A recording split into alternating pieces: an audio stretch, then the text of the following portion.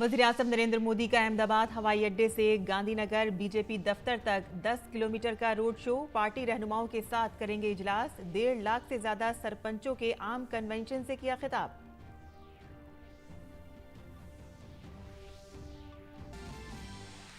पंजाब के वजीर आला चरणजीत सिंह चन्नी और उत्तराखंड के वजीर आला पुष्कर सिंह धामी ने दिया इस्तीफा। उत्तर प्रदेश, उत्तराखंड, मणिपुर और गोवा में बीजेपी दोबारा इक़्तिदार में। पंजाब में आम आदमी पार्टी ने कांग्रेस को किया इक़्तिदार से बेदखल। भगवंत मान ने पार्टी सरबराह अरविंद केजरीवाल से की मुलाकात।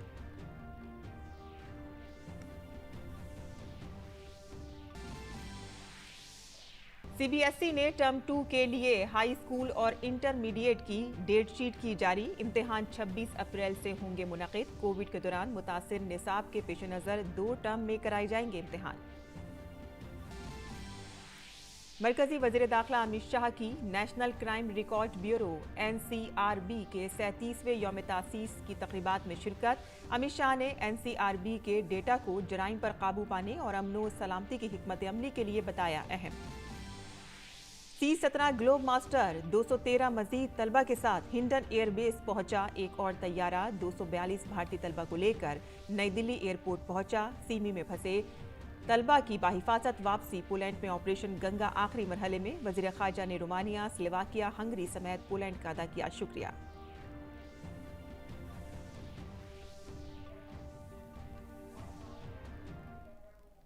आदाब नाज़रीन, खबरनामे में आपका इस्तकबाल है। मैं हूं साइमा खान। अब खबरें तफसील से।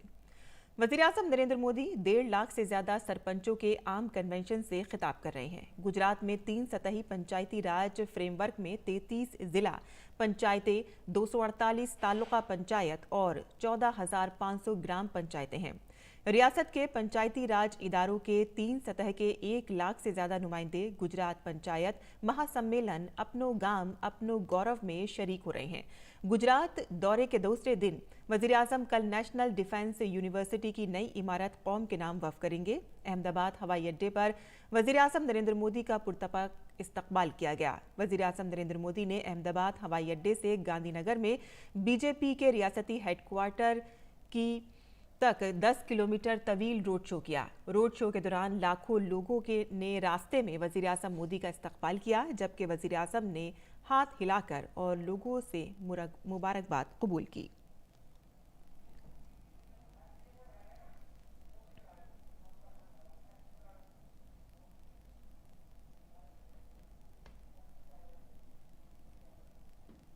आगे बढ़ते हैं, जहां उत्तर प्रदेश में बीजेपी ने इक़्तिदार में वापसी करते हुए तारीख रकम की है। वज़ीर आला योगी आदित्यनाथ की क़यादत में पार्टी ने इक़्तिदार में शानदार वापसी की है।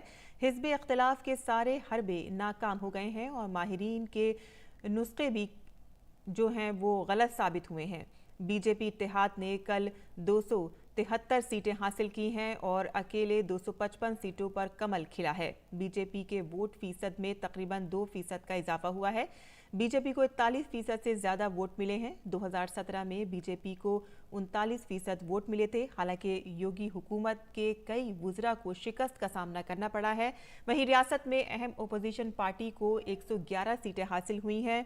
RLD को 8 और सहलदेव पार्टी को 6 सीटें मिली हैं, जबकि कभी रियासत की अहम पार्टी रही BSP को सिर्फ 1 सीट मिली है।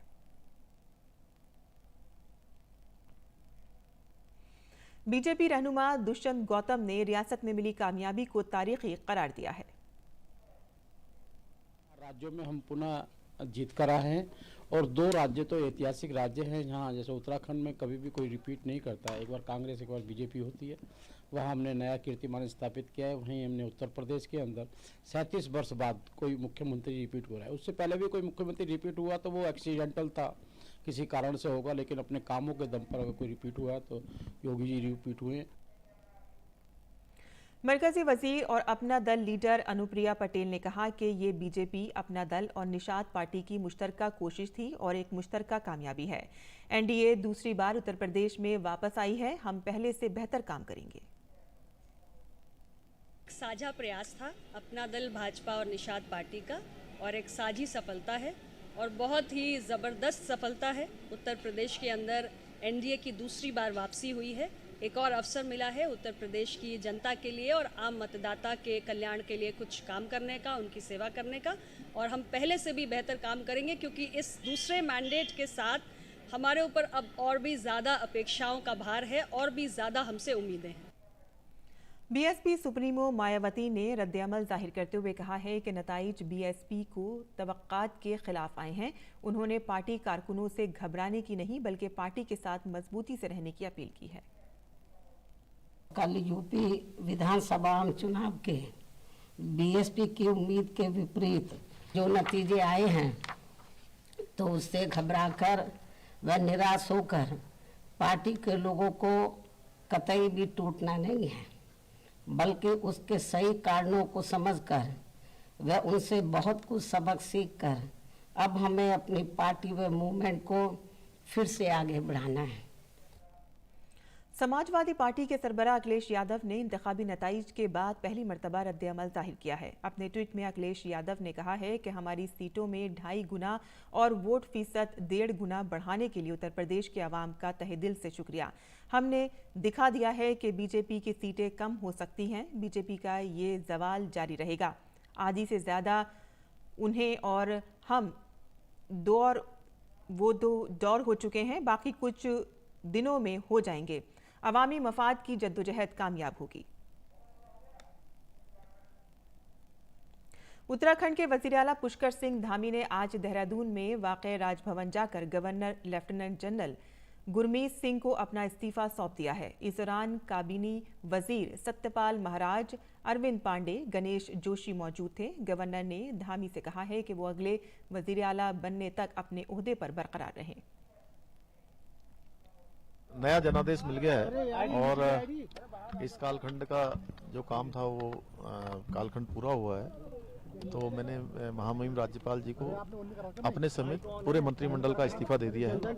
और महामहिम जी ने कहा है कि जब तक नई सरकार का गठन नहीं हो जाता तब तक आप काम करें। सभी मित्रों का, सभी पूरे उत्तराखंड की जनता का, सबका आशीर्वाद मिला है और उत्तराखंड के अंदर पहली बार ये अभूतपूर्व परिणाम आए हैं। इसमें हमारे देश के यशस्वी प्रधानमंत्री जी का बहुत बड़ा योगदान है। उन्होंने जो उत्तराखंड राज्य के लिए जो योजनाएं यहाँ के लिए चालू की हैं, विकास की योजनाएं चालू की हैं, बहुत सारे काम चालू किए हैं, उन सभी कामों पर जनता ने अपनी मोहर लगाई है। रियासत उत्तराखंड में ये पहला मौका है कि जब किसी पार्टी की इक़्तिदार में वापसी हो रही है। बीजेपी ने रिवायत को तोड़ दिया है और रियासत में जबरदस्त जीत हासिल करके कांग्रेस के मंसूबों को भी खाक में मिला दिया है। रियासत में कुल 47 सीटें बीजेपी के खाते में आई हैं, जबकि कांग्रेस के हिस्से में 19 और बीएसपी और आज़ाद उम्मीदवारों के खाते में 2-2 सीटें आई हैं। ताहम बीजेपी के वज़ीर आला के उम्मीदवार पुष्कर सिंह धामी रियासत में से इलेक्शन हार गए हैं और अब हाई कमान को फैसला करना है कि रियासत में अगली हुकूमत वज़ीर आला धामी की क़यादत में बनेगी या फिर कोई और रास्ता इख्तियार किया जाएगा।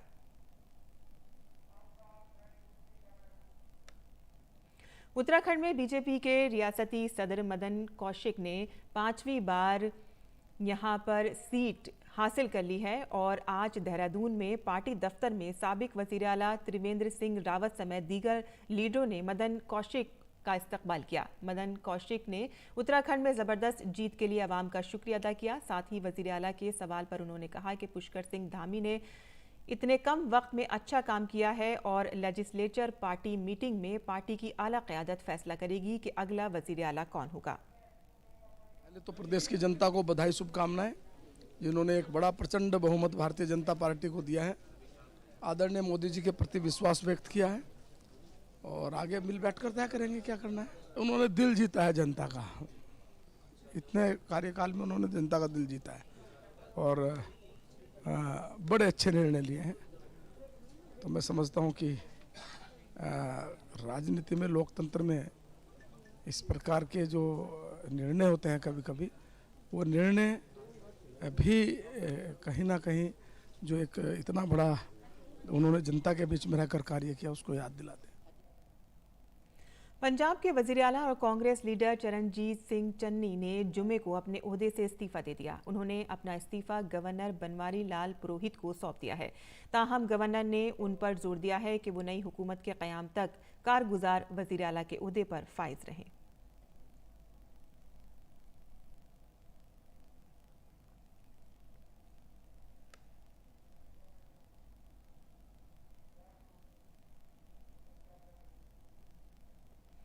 अकाली दल के सदर सुखबीर सिंह बादल ने कहा है कि हम आवाम के फैसले को कबूल करते हैं। उन्होंने कहा कि हमारी पार्टी नताइज का खुद जायजा लेने के लिए इजलास तलब करेगी। सुखबीर सिंह बादल ने कहा है कि हम पंजाब में आम आदमी पार्टी की हिमायत करेंगे। जो कल नतीजे पंजाब से आए है श्रोमणी अकाली दल के प्रधान ते समूचे वर्करां तरफों असी एक्सैप्ट करते हैं। जो आया सी जनता की आवाज़ रब की आवाज़ वांगू है तो असी सिर झुका के अज नतीजों को एक्सैप्ट करते हैं। असी पार्टी की मीटिंग भी सदी है जिथे असी पूरे सारे विचार भी करांगे। एक बहुत वड्डी जिम्मेवारी आम आदमी पार्टी को दी गई है। मैं भगवंत मान जी जो आम आदमी पार्टी के सीएम चेहरे उन्होंने लख लख बधाई देना तो उन्होंने पार्टी को भी देना। दरअसल पंजाब में आम आदमी पार्टी ने जबरदस्त तरीके से कांग्रेस के हाथ से इक़्तिदार हासिल किया है। वहीं अकाली दल को भी करारी शिकस्त का सामना करना पड़ा है। एएपी ने रियासत में कुल 92 सीटें जीती हैं जबकि कांग्रेस ने 18 सीटें जीती हैं। दूसरी तरफ शिरोमणि अकाली दल को सिर्फ 3 सीटें ही मिली हैं। वहीं बीजेपी ने 2 सीटें जीती हैं। भगवंत मान आम आदमी पार्टी की तरफ से वज़ीर आला के ओहदे के लिए चेहरा है और उनकी क़यादत में नई हुकूमत तश्कील दी जाएगी। रियासत के अवाम ने रियासत की सियासत के बड़े बड़े लोगों को एक ताकतवर शिकस्त दे दी है। नवजोत सिंह सिद्धू, वज़ीर आला चन्नी, प्रकाश सिंह बादल, कैप्टन अमरिंदर सिंह सभी शिकस्त का मजा चख चुके हैं।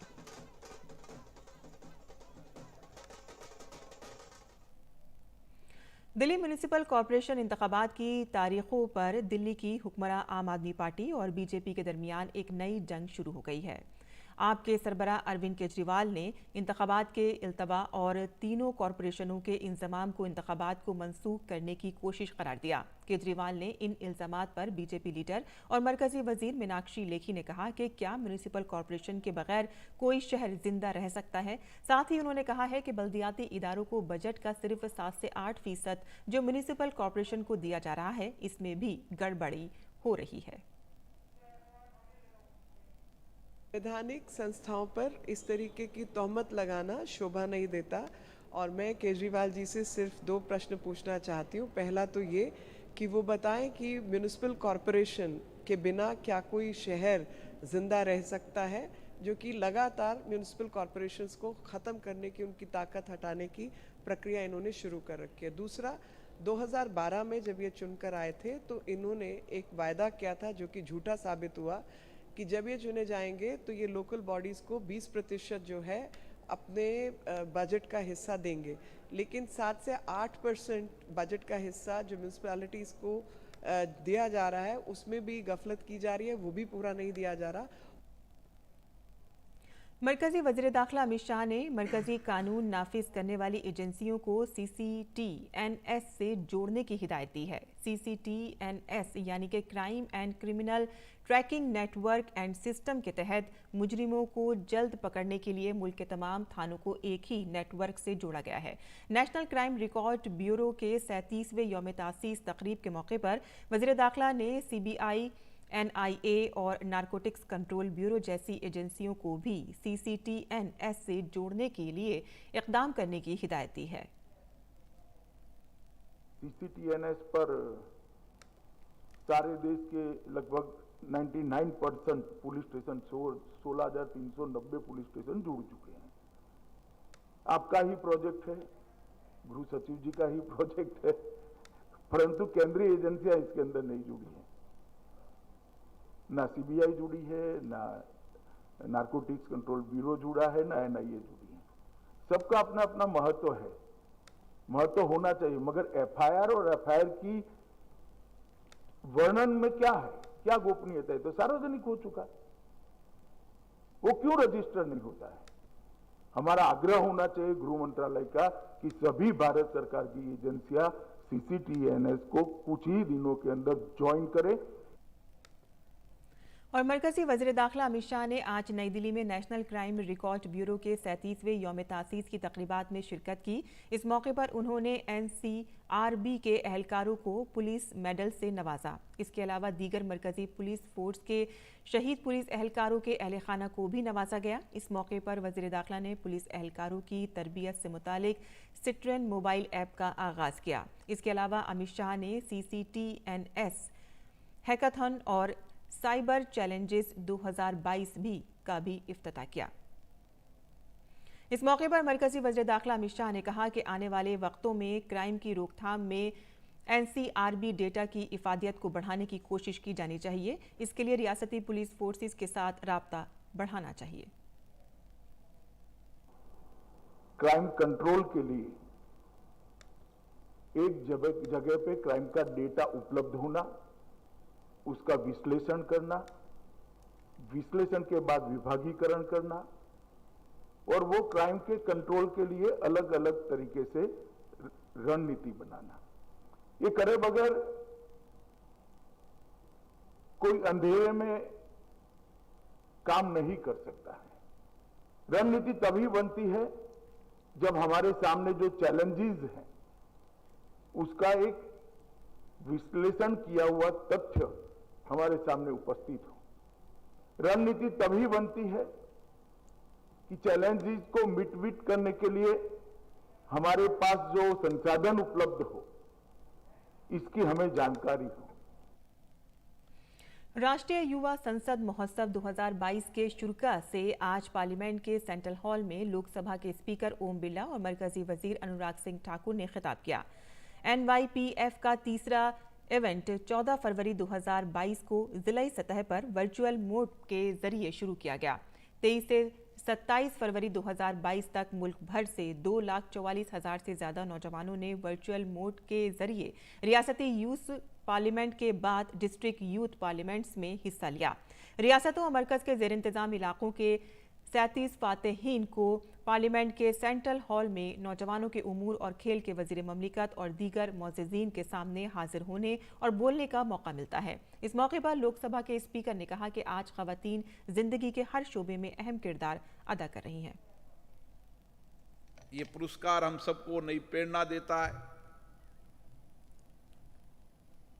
नए कार्य को करने के लिए उत्साह देता है और ये संयोग है कि हम कहते हैं कि भारत बदलता देश है और उस बदलते देश के अंदर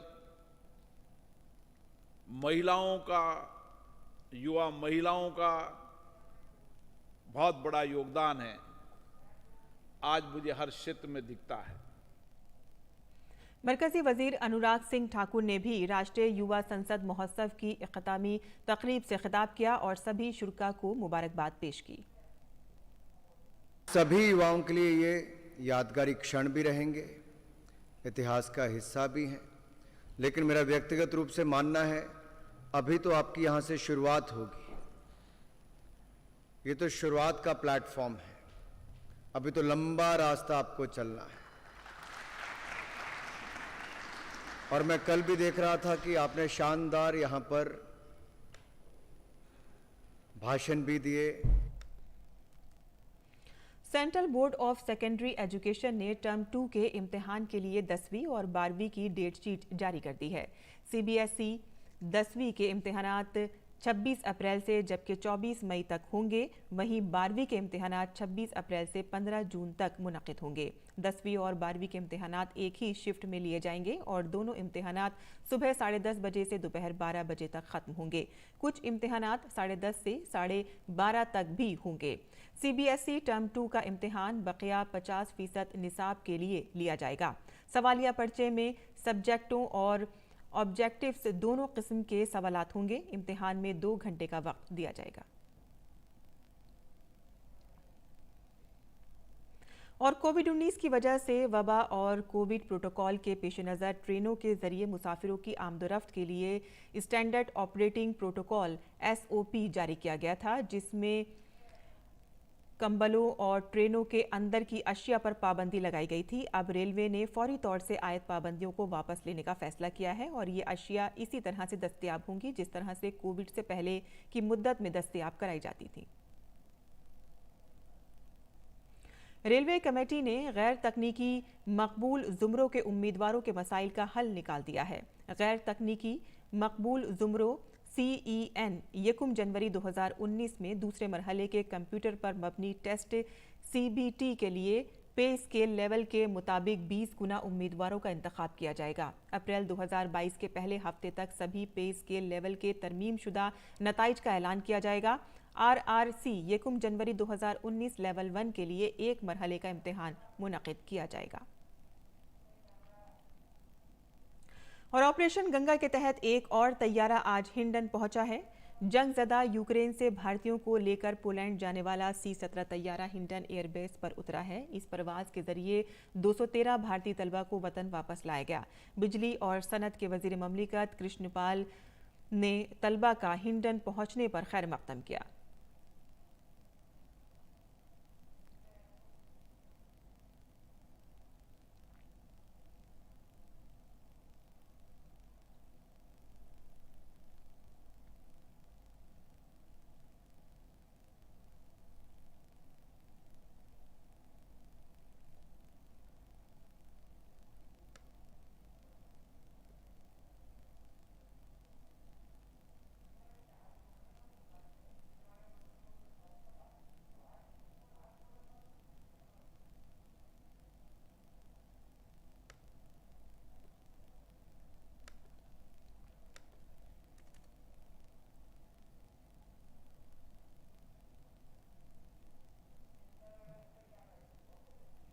और ऑपरेशन गंगा के तहत एक और तैयारा आज नई दिल्ली पहुंचा। एयर इंडिया की परवाज भारतीयों को जंगज़दा यूक्रेन से पोलैंड लेकर आज सुबह नई दिल्ली के इंदिरा गांधी बैनुल-अक़वामी हवाई अड्डे पर उतरी है। इस परवाज के जरिए 242 भारतीय तलबा को वतन लाया गया है। मरकजी वजीर अनुराग सिंह ठाकुर ने हवाई अड्डे पर घर पहुंचने वाले भारतीयों का पुरतपाक इस्तकबाल किया। भारतीय हुकूमत ऑपरेशन गंगा के तहत यूक्रेन में फंसे भारतीयों को बाहिफाजत घर लेकर आ रही है। ऑपरेशन गंगा के तहत एयर इंडिया का एक और विमान 242 भारतीय नागरिकों को लेकर भारत लौटा है। कुछ विद्यार्थी हमारे साथ हैं, बात करते हैं। कितना सुरक्षित महसूस कर रहे हैं? हम यहाँ पे बहुत सुरक्षित कर रहे हैं, बहुत हैप्पी फील कर रहे हैं। हम इंडिया लौटा है वापस ऐसी क्रिटिकल कंडीशन में। आप कहाँ से हैं और वहाँ पर क्या कर रहे थे? हम सुमी में हैं और यहाँ हिसार हरियाणा, वहाँ पे हम स्टडी कर रहे हैं। मैं सेकेंड ईयर में हूँ अभी तक। वहाँ किस तरह का माहौल था? क्योंकि युद्ध का माहौल था, सुमी में बता रहे हैं बहुत ज़्यादा डर का माहौल था। हाँ, वहाँ पे बहुत क्रिटिकल कंडीशन थी, किसी भी टाइम एयर स्ट्राइक हो रही थी, ब्लास्ट हो रहे थे, तो उससे सभी डरा हुआ माहौल था।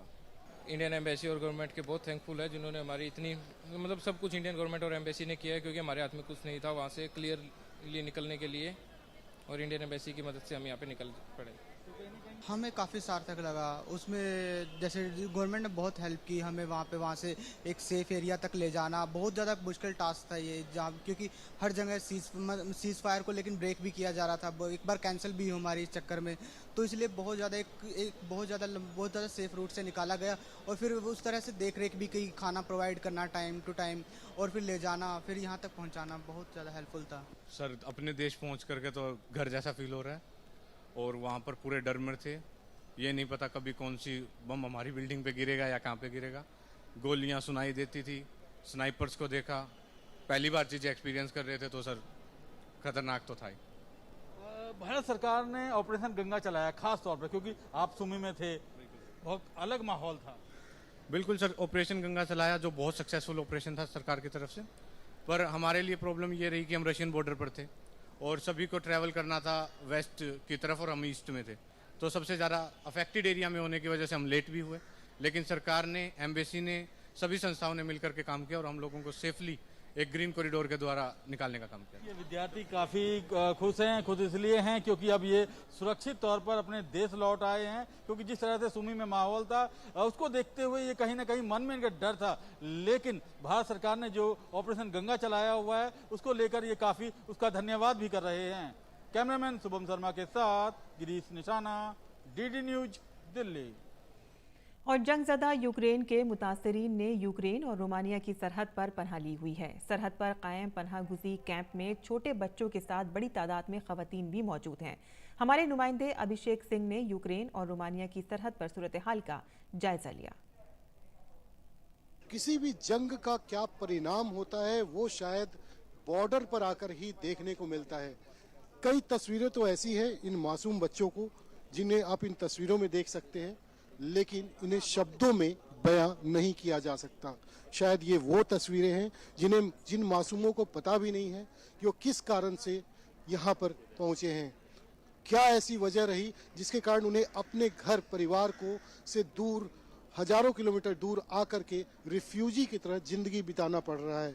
उनके माँ बाप की मजबूरी है, शायद इन बच्चों के भविष्य की चिंता है कि वो इन्हें लेकर के इतनी ठंड, इतने सर्द में भी अपने पूरे घर परिवार को छोड़कर यहाँ रोमानिया पहुँच रहे हैं। लेकिन ये कहना गलत नहीं होगा कि किसी भी जंग को अगर बातचीत से सुलझा लिया जाए तो वो बेहतर है, बकायदे कि लाखों लोग इस तरीके से विस्थापित हो और ऐसे दर दर की तरह वो ठोकर खाएं। भले ही उन्हें किसी तरह की भी मदद मिल जाए, लेकिन उन्हें अपने घर जैसा प्यार, अपने घर जैसा व्यवहार, अपने घर जैसा सब कुछ नहीं मिल सकता। कैमरामैन जयशंकर के साथ Abhishek Singh, DD news, Ukraine Romania border, Siret. और खेल की खबरों में भारतीय बॉक्सर कृष्णपाल और रवि सैनी ने उर्दून में Asian youth and junior boxing championship के फाइनल में जगह बना ली है। चंडीगढ़ के रहने वाले कृष्णपाल गुज़िश्ता रोज खेले गए 46 किलोग्राम जुमरे के सेमीफाइनल में थाईलैंड के कांगपी बोखंडो पर हावी रहे और ये मैच बआसानी जीत लिया। दूसरी जानिब रवि सैनी ने 48 किलोग्राम जुमरे के सेमीफाइनल में कजाकिस्तान के खिलाड़ी को 3-2 से शिकस्त देकर फाइनल में जगह बनाई। फाइनल में 13 और 14 मार्च को खेला जाएगा, जिसमें कृष्णपाल का मुकाबला ताजिकिस्तान के खिलाड़ी से होगा, जबकि रवि का मुकाबला उज्बेकिस्तान के खिलाड़ी से होगा।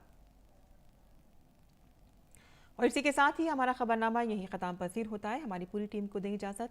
आदाब।